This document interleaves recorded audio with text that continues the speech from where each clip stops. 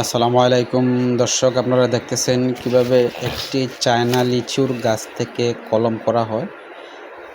তো ভিডিওটি শুরু থেকে শেষ পর্যন্ত না দেখলে আপনি বুঝতেই পারবেন না কিভাবে একটি লিচু গাছ কলম করা হয়।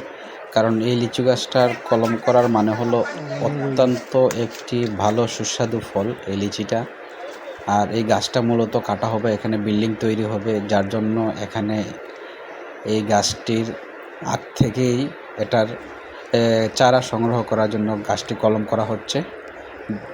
15 থেকে 20 দিনের মাথায় উনি বলতেছেন যে এই গাছের সম্পূর্ণ জ্বর, যেটা ইয়ে করার পরে কলম করার পরে যে জ্বরটা বের হয়, 15 থেকে 20 দিনের মাথায় এই জ্বরটা বের হয়ে আসবে।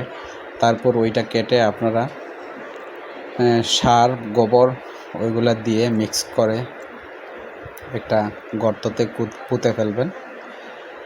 তো এটা মূলত করতে হলে আপনারা দেখতে পারতেছেন যে গোবর, তারপর সামান্য একটু মাটি মিক্স করে গাছের চামড়াটা একবারে ছিলে ওইখানে একটি ন্যাকড়া দিয়ে বেঁধে দিতে হয়। বাঁধার পরে কষ্টিপ দিয়ে ভালো করে পেঁচিয়ে দিলে কলমটা হয়ে যাবে। ভিডিওটি ভালো লাগলে লাইক, কমেন্ট, শেয়ার। ইউটিউব থেকে যারা দেখতেছেন চ্যানেলটি সাবস্ক্রাইব করে আমার পাশে থাকুন। ধন্যবাদ।